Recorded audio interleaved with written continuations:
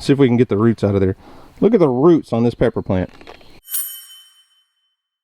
Well, what's up guys? This is Daniel from Arms Family Homestead, and we're out in the high tunnel early this morning. It's gorgeous outside. Oklahoma has had some of the most beautiful weather for about the last couple weeks. We're not going to be working in the soil today. I'm going to go over and kind of review some hydroponic experiments I've been working on.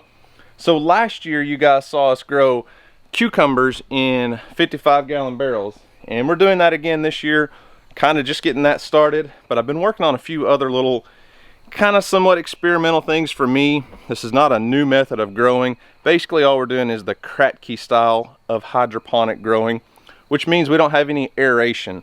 It would be aquaponics basically if we introduced aeration or fish or something. Hydroponics is kind of like an off-grid growing in a water solution. Pretty simple method of growing, and I'm having some pretty good results. We are doing this in the high tunnel, but don't think that's the only way that you can do this, so stick around towards the end of the video. I'll take you up to the patio and show you some progress on a hydroponics tub that I've been working on up there that's completely exposed to the elements and has actually gone through a couple hailstorms. But we'll get to that. So let's start off here and I'll show you what I got going on.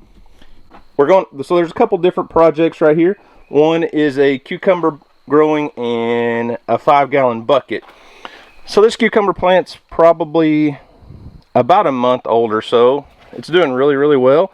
Just a 5-gallon bucket. Drilled a hole in the top, drop the plant in there, and the roots, I can't even fit the root ball out of that top of that. I'm not gonna try to mess it up, but we grew cucumbers in a 5-gallon bucket last year with some success until it just got super hot.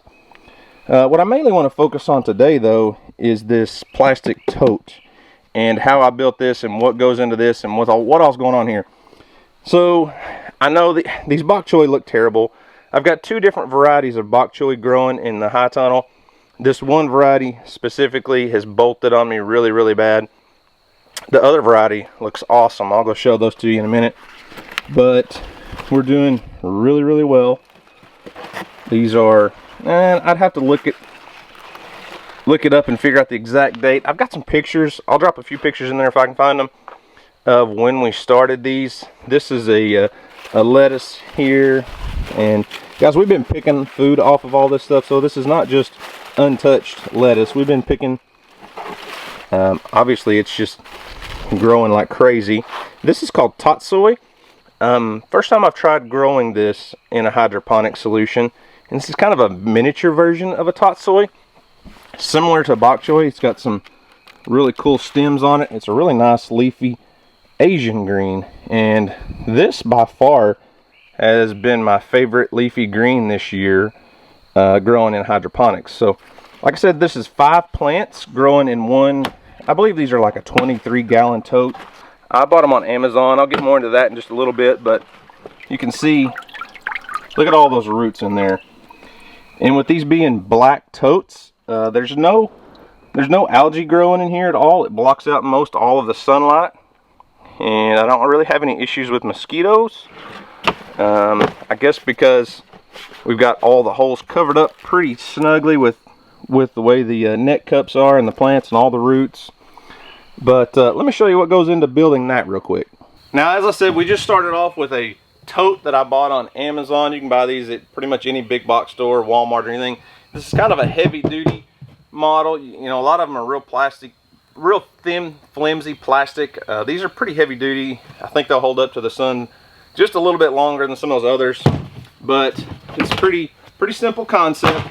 All I did was take my tub and just kind of measure out a layout. I wanted 5 plants in each one, so I took a hole saw on my drill and just drilled into the lid. So I put 2, 1, 2, just like the number 5 on a domino, and that spacing seems to work out really well.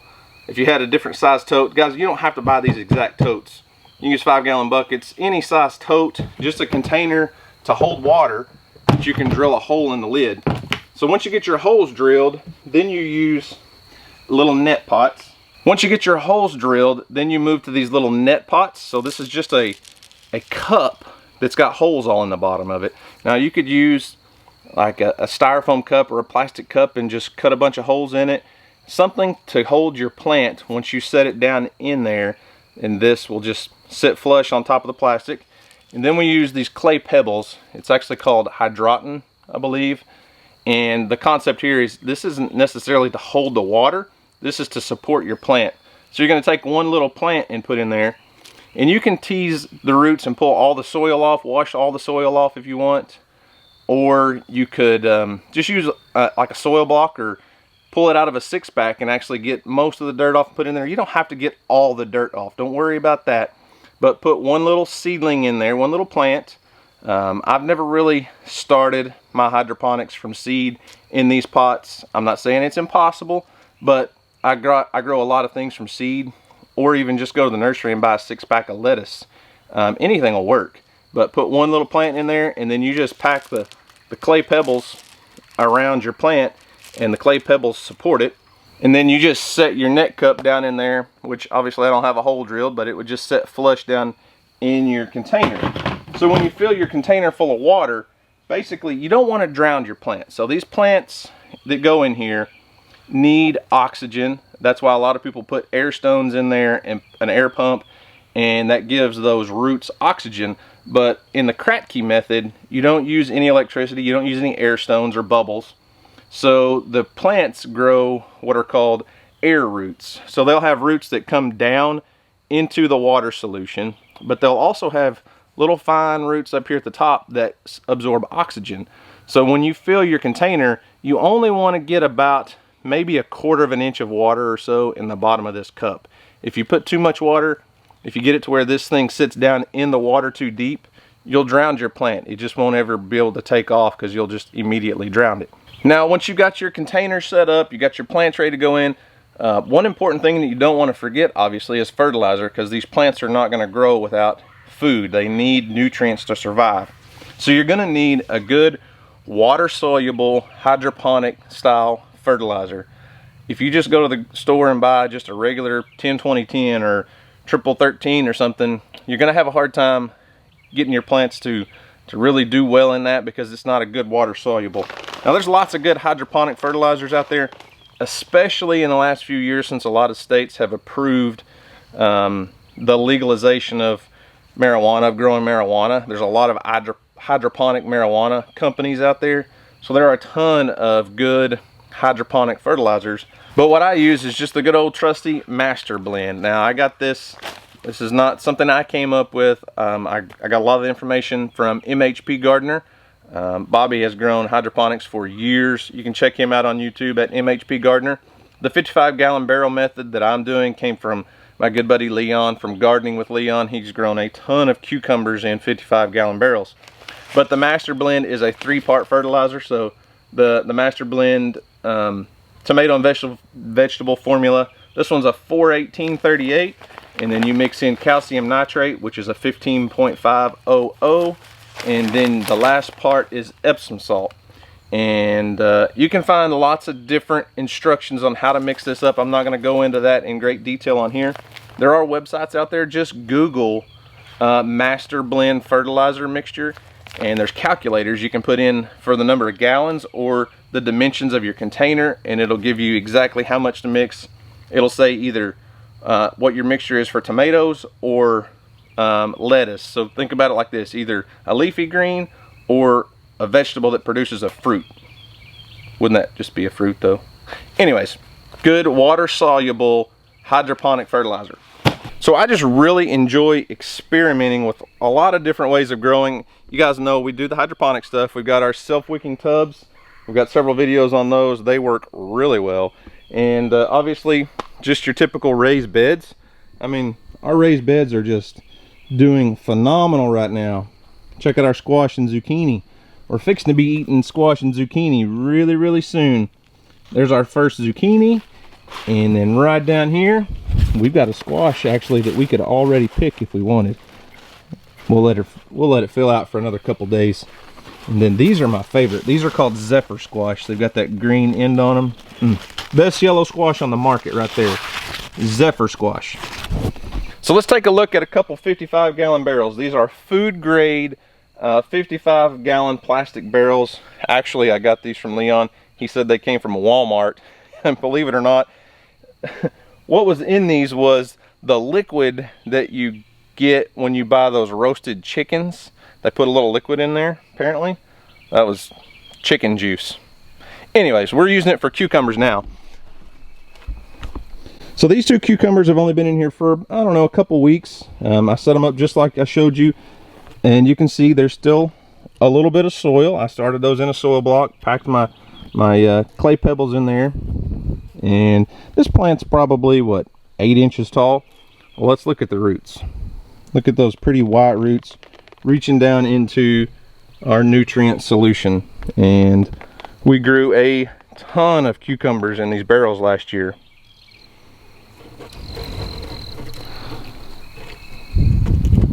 And I don't think this year will be any different. This one, we'll take a look at this one.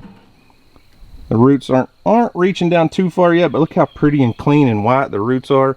Now over time, the roots, let's get that down in there. So over time, the roots will kind of get a little bit brown looking, a little bit covered in algae, and that's pretty normal probably in those tubs or those barrels. Without having air circulation, there is going to be some algae buildup. So we haven't tried growing tomatoes hydroponically yet. I know it can be done. I haven't stepped off out into that yet. But this year, I am experimenting with some peppers. I'm going to show you a bell pepper plant. Guys, I planted all my peppers at the same time. Almost, I mean, within a couple days of each other, they were all in the ground or in the water. Okay, so I'm going to start outside first and show you what they look like in the ground, trying to survive out here. All right, so here's a pepper plant grown in the garden, probably 6 inches tall. That one kind of got nibbled by the frost just a little bit, but I mean, you can see our peppers are growing, but they're not doing exceptional out here just yet. Then we'll move inside to the high tunnel, which there's a few watermelon radishes behind these, but there's a pepper plant that actually got nibbled off by a goat when it was small, but here's one that didn't. So this is probably 10 inches tall, and it's doing okay. And here are a couple that were planted in self-wicking tubs at the same time. I mean, they're very healthy looking pepper plants. They're not just taking off, but they are fixing to start blooming, and they're growing. They're doing what they're supposed to. Now, how about one growing hydroponically? This is my first ever hydroponic pepper plant, but as you can see, it's growing so much faster than anything else. We're fixing to bloom just like on the self-wicking tub peppers, but the size of the stems, I mean, we're just way ahead on the hydroponic ones. See if we can get the roots out of there. Look at the roots on this pepper plant. So there's the plant, and then the roots. It's just doing incredible. So I'm just really excited to see how this bell pepper plant turns out grown hydroponically, how the peppers compare to ones grown in the soil or in the self-wicking tubs. So before we go up to the house and show you the tubs and containers up there, I told you I would show you the difference in the 2 varieties of bok choy that I've got growing in the ground. I just put the wrong one in the hydroponic tubs. I may have to go back and grow some more. It's just going to get too hot for bok choy pretty soon. But so check this out. This is one of my raised beds in the greenhouse. This is the tatsoi that I showed you in the containers over there a while ago. And then on the back is that variety of bok choy that's bolting really bad. So I need to get those out of here. They bolted. I'm just letting them flower because that brings in the bees. But check out this little magical bok choy right here. Isn't it gorgeous? It's a smaller variety, but it is just booming, doing great. And the tatsoi, this stuff, we juice a lot of it. We put it in stir fries. We put it in salads. I mean, these little leafy greens like this are just phenomenal. And since I know you guys are going to ask what variety of bok choy and tatsoi that is, a lot of my seeds come from Luke from MI Gardener. He grows a ton of good vegetables, but he also sells seeds on migardener.com. Now, these seeds didn't come from MI Gardener. I bought these from Baker Creek. So here's the tatsoi. It's doesn't have a specific name, I guess. It's just called tatsoi on here. But if you want to look into that, you can go to Baker Creek's, it's actually rareseeds.com, I believe. You can check those out there. And then the little miniature small Bok Choy that's doing really, really well is called Shanghai Green Choy. And as you can see, they're a smaller variety. A lot of Bok Choy have a really white stem that kind of has a green stem. But, oh man, they're both great varieties. And while we walk up to the patio, we'll check those plants out. But if you're looking to get into any of this kind of stuff, it's a lot of fun just to play with. I enjoy it. But you can grow a lot of food in these little hydroponic tubs and buckets and things. You don't have to have anything specific except, you know, the fertilizer is pretty important. But just remember, if you're looking for any of this stuff, the fertilizers, the net pots, the clay pebbles, I bought all this stuff on Amazon, and I will leave links in the description box. You can go check that out. Pretty simple, easy to find stuff. A lot of it you can get locally, except maybe the net pots and the clay pebbles. All right, so this tub here obviously is just sitting out on our patio. It's gone through a couple hailstorms. Doesn't look perfect. There are a couple things that you may have to do differently when you're growing on your patio. Mainly one of them being when it rains, you're going to get water in your tub. You're going to get extra water. What are you doing? Back up, Bella. I'm talking here. Back up. So this tub's not growing. It's probably not as big as the one in the high tunnel, but it's right next to our kitchen. So we have been eating the lettuce. We've picked a lot of lettuce off of here. The bok choy looks a little beat up from the hail, but we've been eating it. This is actually a couple Swiss chard plants, and I love Swiss chard for juicing and stuff, and it's doing really well in here. Bella, get back. The tatsoi, as you can see, compared to the one in the high tunnel, is not doing as well.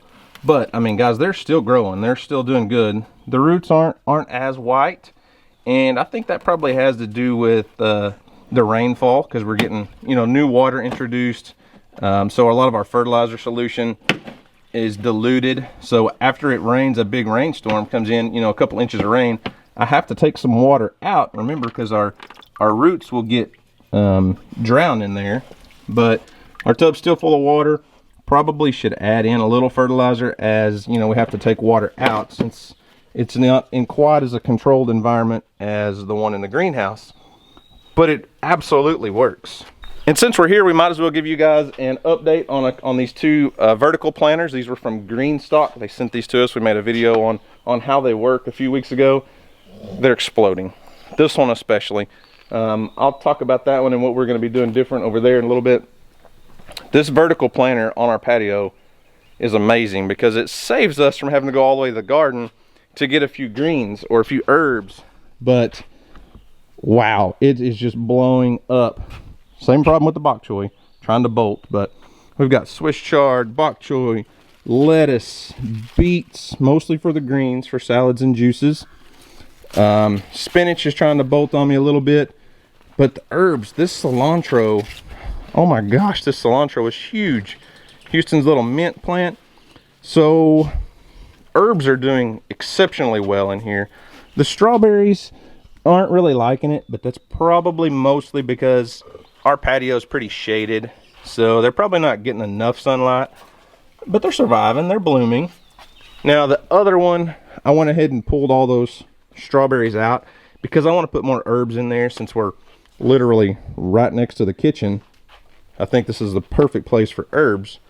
But this was the one that we planted on video for you guys about, what was that, 2 weeks ago or so, and you can see it's doing well. I mean, look at that little bok choy right there. Isn't it pretty? Got tatsoi, different kinds of lettuce, spinach. So I will leave a link to these in the description box. Hey, look who showed up. They're a really cool American company, small family owned, but works great. Self-watering vertical planter.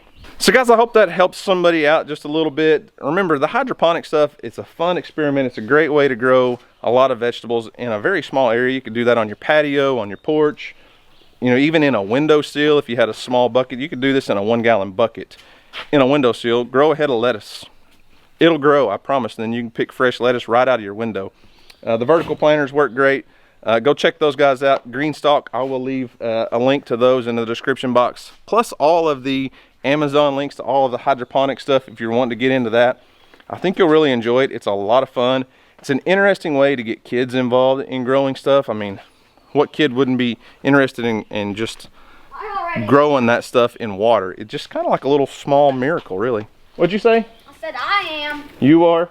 All right, so guys, like I said, be sure to check out the description box for all the links. If you have any questions, leave them in the comments. We'll get a good conversation going. There are a lot of other people out there that can answer questions. I try to get to as many comments as I can, but between YouTube and Facebook, we get about 500 to 800 comments on every video.